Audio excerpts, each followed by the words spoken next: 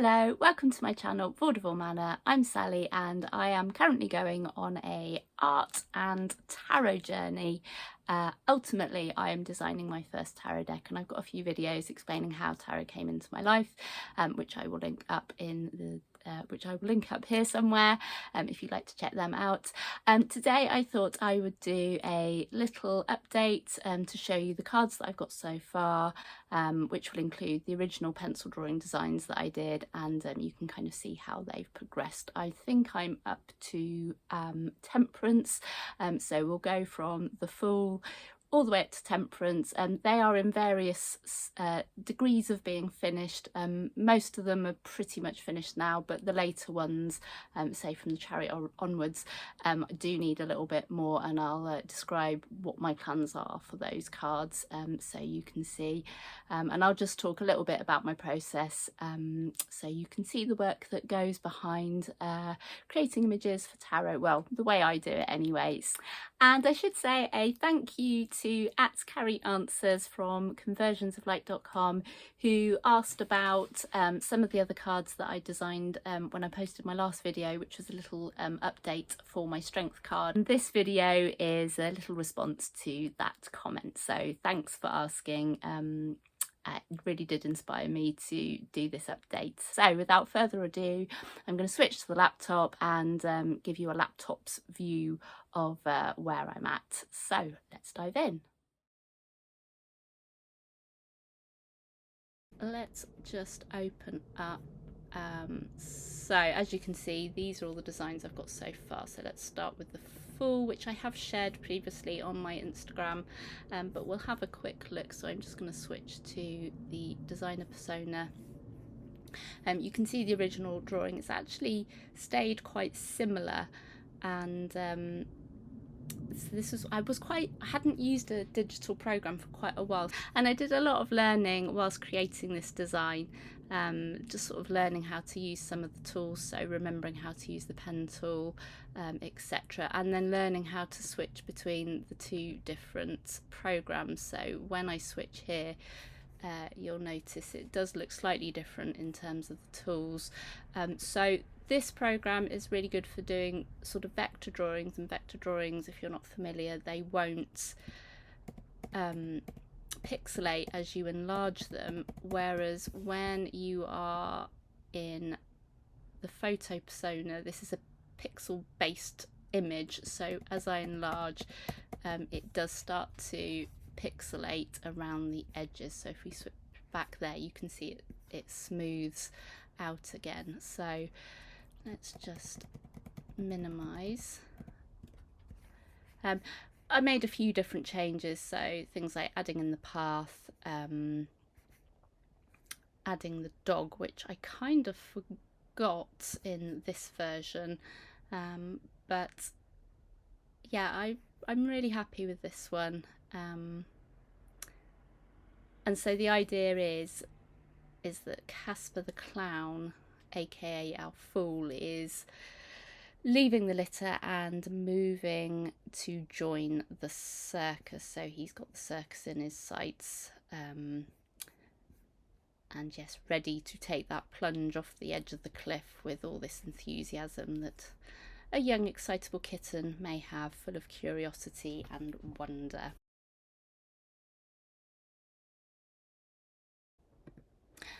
Okay, so this is the Magician then, and as you can see from the original drawing on the right here, it has changed just a little bit.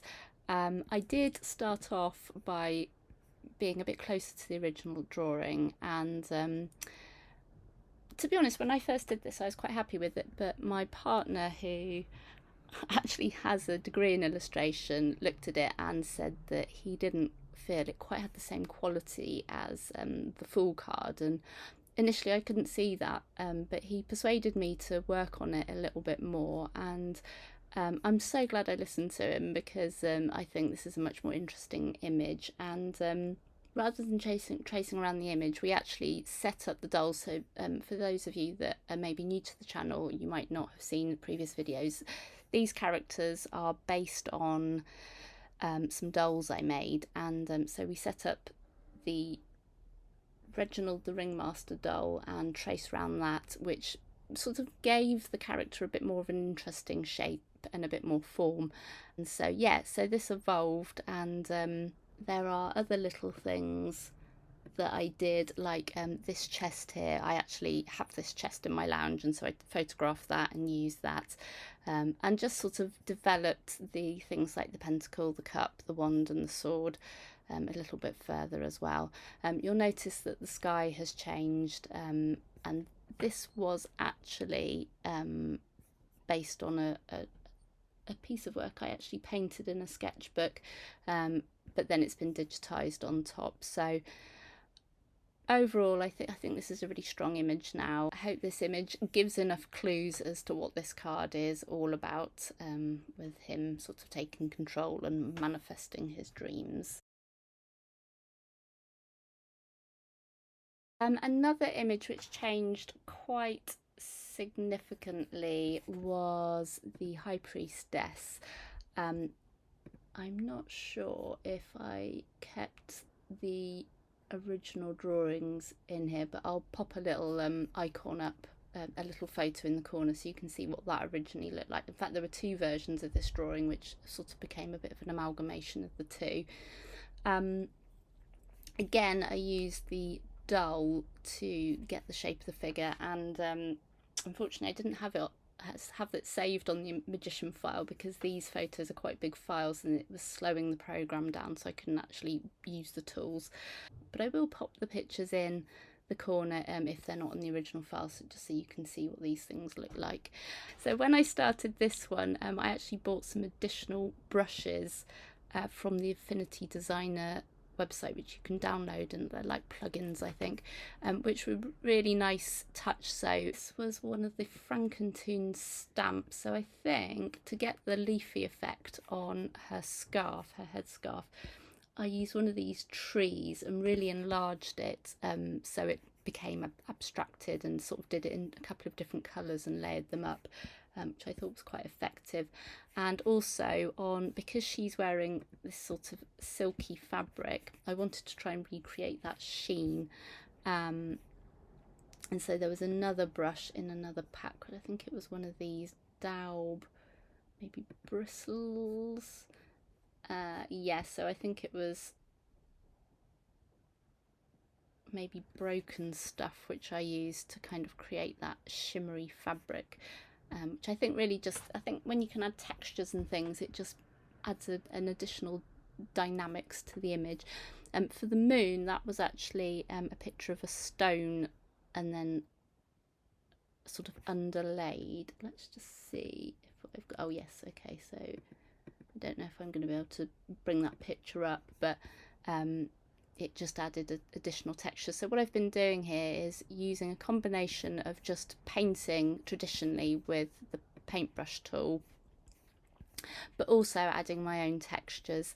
Again, the background was painted by hand and placed, but then with additional digital manipulation on top. So it's been quite interesting combining work by hand with using the digital tools. Again, I think this is a much more interesting image when you compare it to the original, which I've just popped up in the corner there. I think it helps to give that more cosmic feel to this card of the High Priestess, and sort of that connection to the universe and secrets and knowledge. And of course she's got her little scroll there as well, which contains all those secrets inside.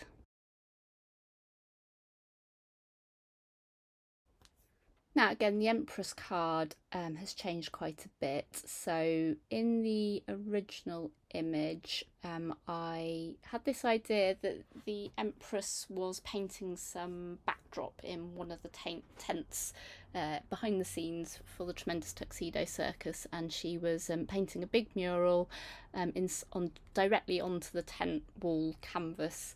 But that didn't quite work, and when I started to translate that into a digital image, I realised that I needed to make a change. Originally I wanted to have, because it's part of the circus's story, I wanted to have some reference to the circus tent in most images, but as I've gone on, I've realised that it's not always possible, and also not always necessary, because there's other clues that I can use to sort of link back to the idea and the visuals of the circus. So I decided to place her directly outside, more in keeping with the original Empress card. And she's painting. Now obviously this card has a bit of a dual meaning, obviously femininity and sort of literal motherhood, but also that sort of idea of sort of creative feminine energy. And I don't know, that something, because they're these cat characters, I didn't really want to show her as being a pregnant character.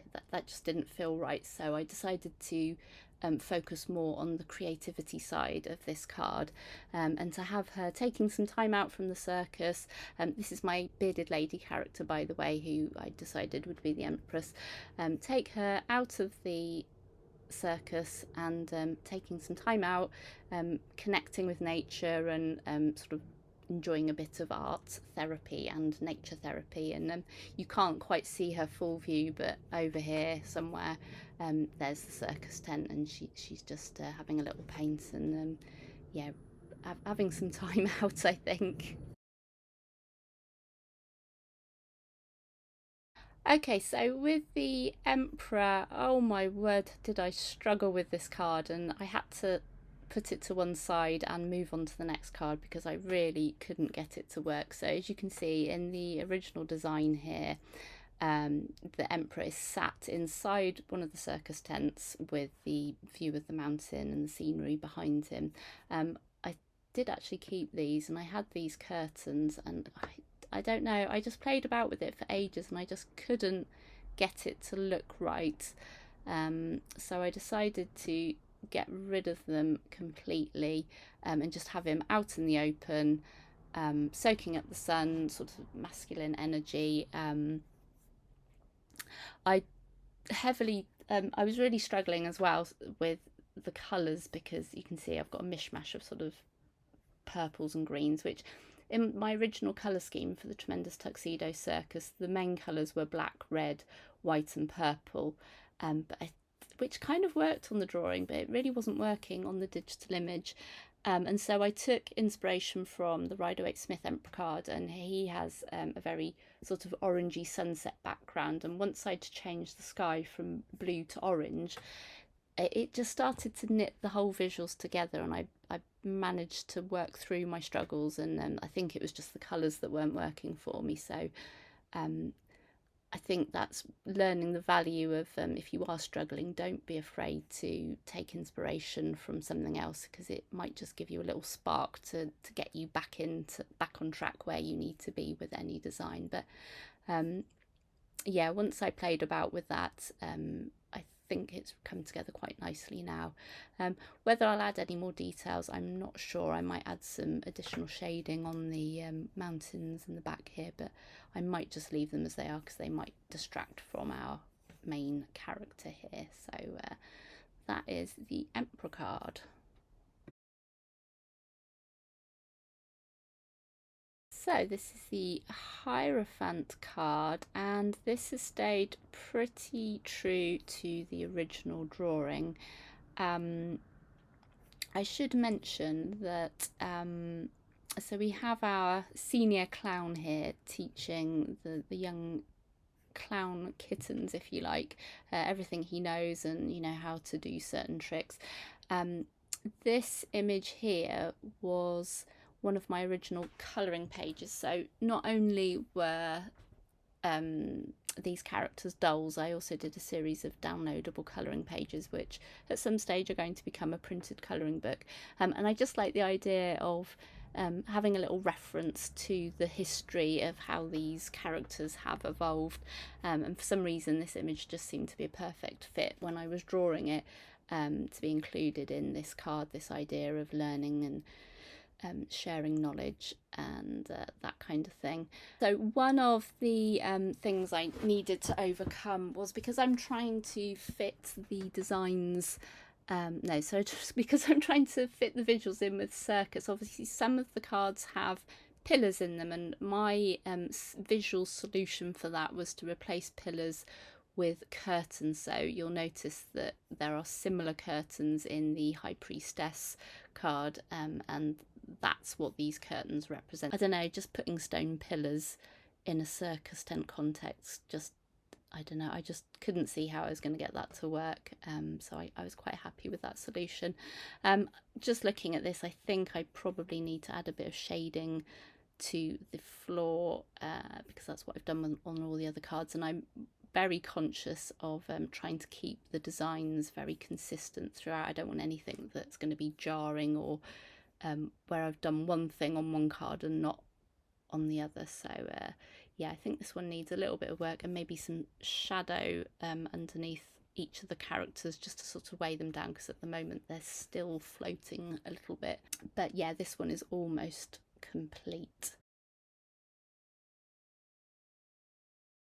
So I love this card, and this is the Lovers, and another design that stayed pretty true to the original drawing. So this moon here, when I've been looking at sort of circusy things for a long time, and when I was going through a bit of a Pinterest phase, I came across this thing in vintage circus called the paper moon. So in the, I don't know, 1930s, I think, or around about turn of the century, that when circuses were really big, and they had these things, these giant moons, which people could sit on and pose, and so that's what this moon represents. So we have our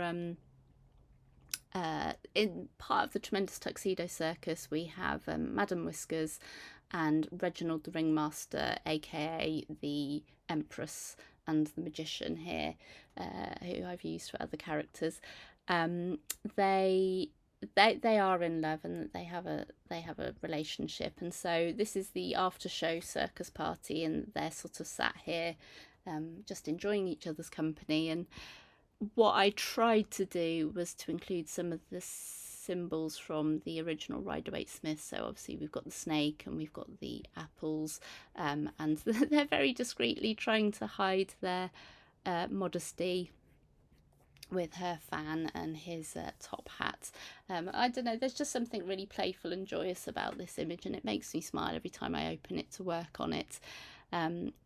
It's not quite finished. I need to do some detail on the snake's face, and I need to, as with the Hierophant card, I need to try and put a bit more shading under their bums, just to make them look like they're actually sitting on the moon, because again, they're sort of floating in front of it at the moment. And so if I can get that to work, I'll be really pleased with this. And yeah, probably when obviously I've done more cards now, but this was definitely my favourite for a while, and possibly is still one of my favourites.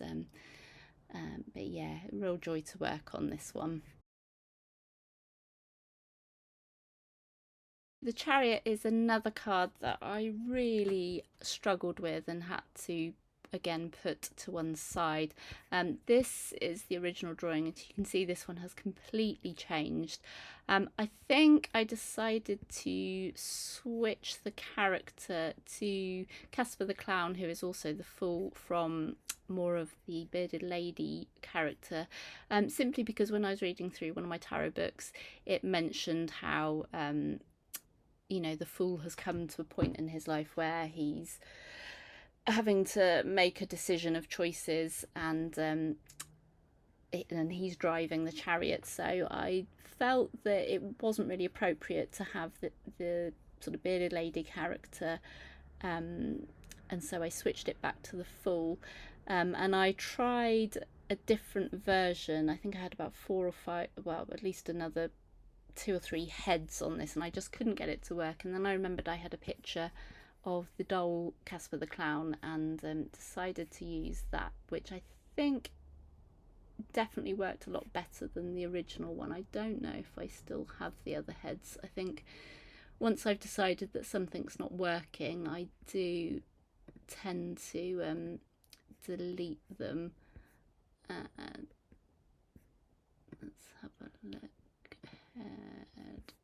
No, I think I got rid of them, and I spent ages on these other heads as well, but I think sometimes you just know if something's working or not.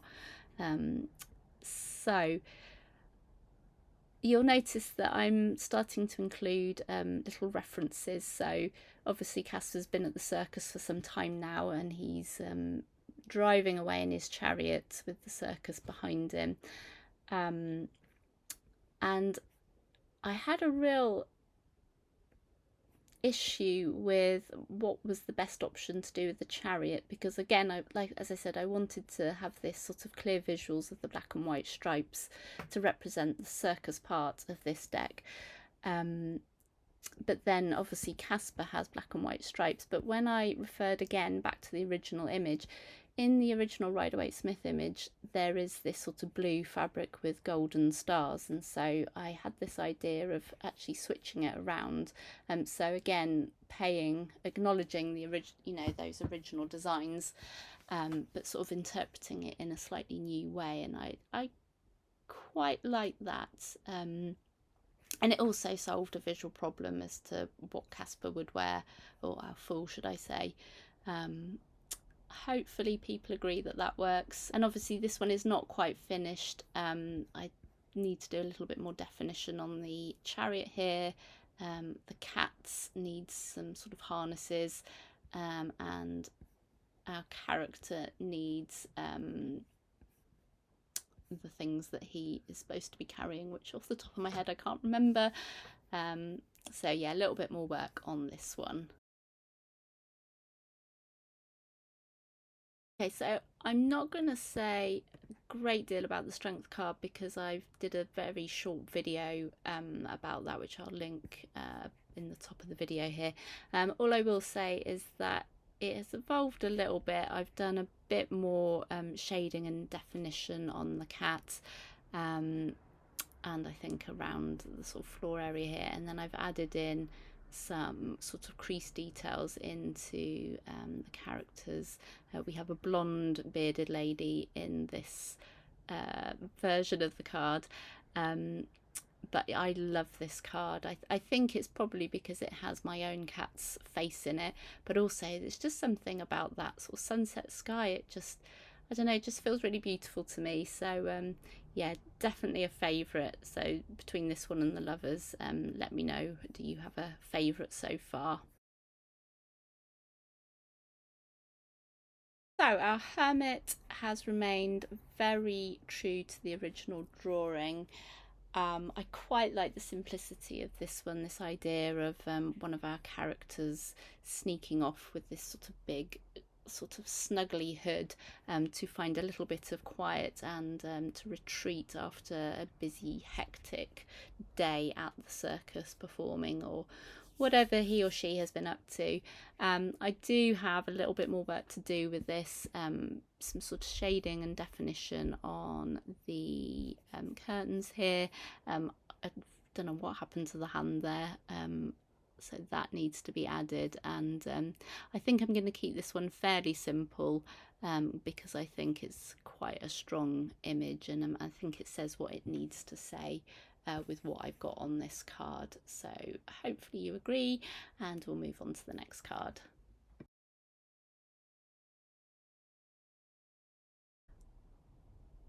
So moving on to the Wheel of Fortune. Again, this is another one that I slightly struggled with, but I think I've got it at a place now where I can get moving and finish it to a standard that I'm happy with. I think it's probably because I started off with I don't know, quite a simple image, and as you can see it's evolved slightly, so adding in like a target design onto the wheel. So yeah, this image is inspired by the axe throwing act in the circus.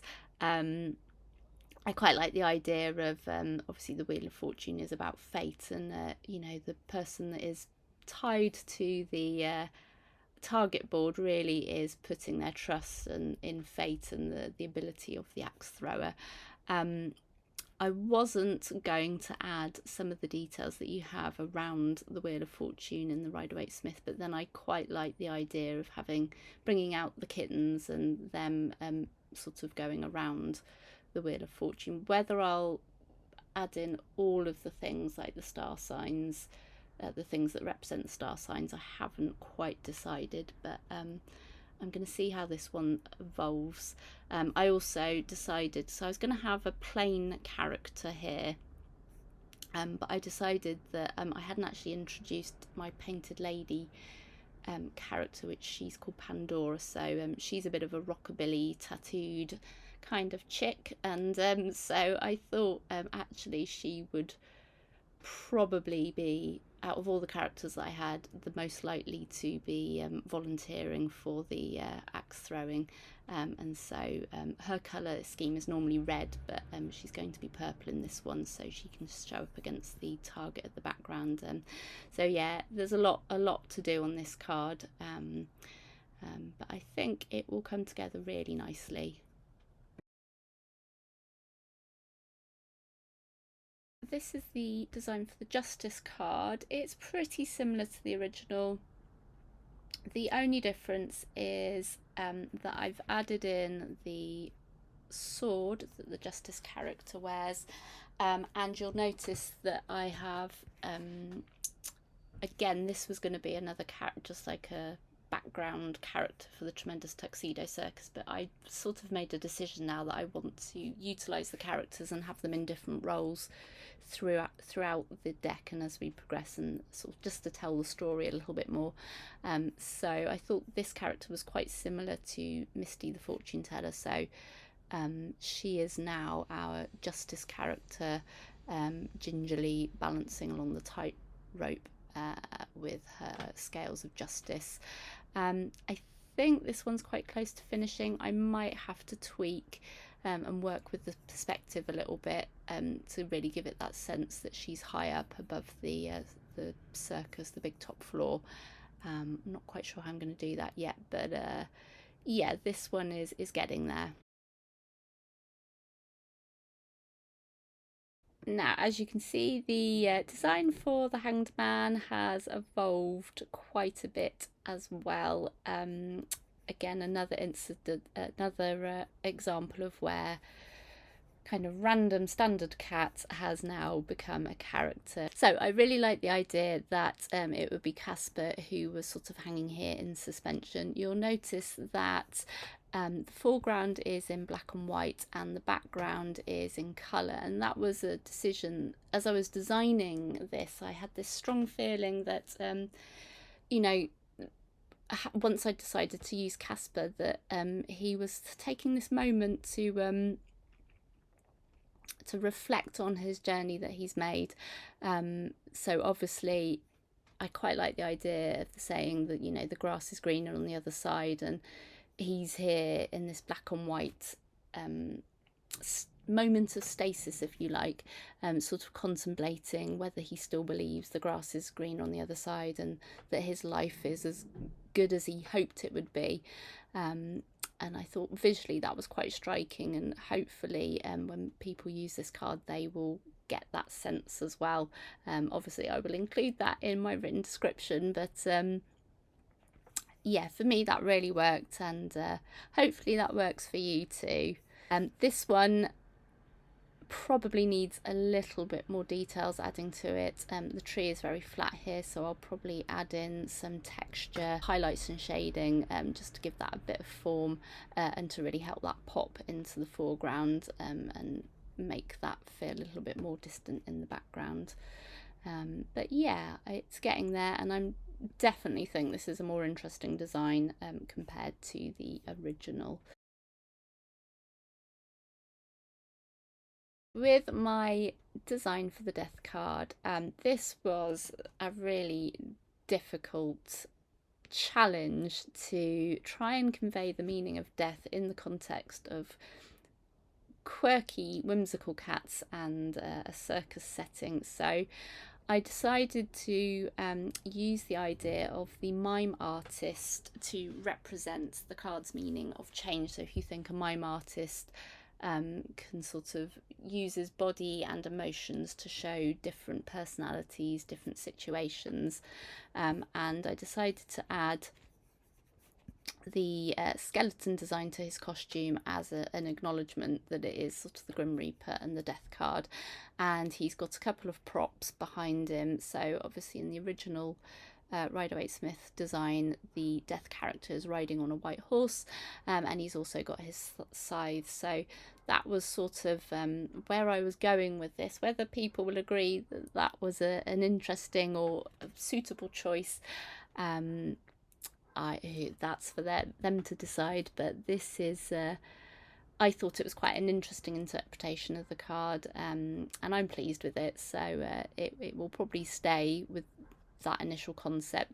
The things that I will need to change is this background here, and again this might be a card that I might need to take out of the circus tent, because at the moment it's not really working for me. And actually, because the card is about transition and change, perhaps he does need to be in another setting. So we will see, and I think it's going to be a watch this space on that one. But that is the death card. And finally, this is as far as I've got with the Tremendous Tuxedo Circus tarot deck designs, is my Temperance card. And again, this has changed a little bit. I think I've got the original concept. Again, it was the idea of how do you take the original meaning of the Temperance card and put it in a circus setting. So I quite like this idea of, you know, somebody dressed as an angel on a trapeze, pouring water from one vessel to another. Again, I've assigned one of my characters to the Temperance, which in this case is the bearded lady, Madam Whiskers, who has been some of the other characters which we've seen earlier on in the deck. Originally, the bigger bowl of water was going to be on the floor, and then my partner actually had the idea of having one of the kittens holding it up, just to make it a bit more circusy and a bit more tongue-in-cheek and a bit more fun. And I've been playing about with having a spectrum or a rainbow in the background rather than the black and white stripes.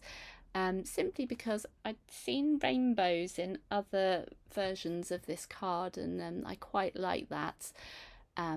So rather than having an actual rainbow, I thought I would have a rainbow curtain. So and in contrast to that, because the curtain is colourful, I've done a darker greyer floor. As you can see, this one does need quite a bit of work still, so a lot of shading on, you know, hands and feet, wings, etc. I might play about with the curtain a little bit more, maybe put some sort of creases or something. I haven't quite decided. But that is as far as I've got. Obviously, still got a long way to go, and just have to keep plugging away. Thank you so much for watching today and checking out my progress with my first ever tarot deck project. I really do appreciate it, and let me know what you think. Is there a favourite design so far? Have I missed any details that you'd like to see in some of the cards, for instance? I'd love to hear your thoughts, so please do comment below. If you're interested in the progress of this deck, I will be posting progress video updates every so often, amongst the other content that I'm planning. So do subscribe, do share if you know a cat or circus lover who also loves tarot and that you think they might be interested in this too. Spread the word, and until next time, I'm really busy designing a tarot deck, and I'm sure you've got tarot related things you need to do. Maybe you've got a reading that's coming up. So whatever it is you're doing, until the next video, have fun with that, and I'll see you very soon. Bye bye.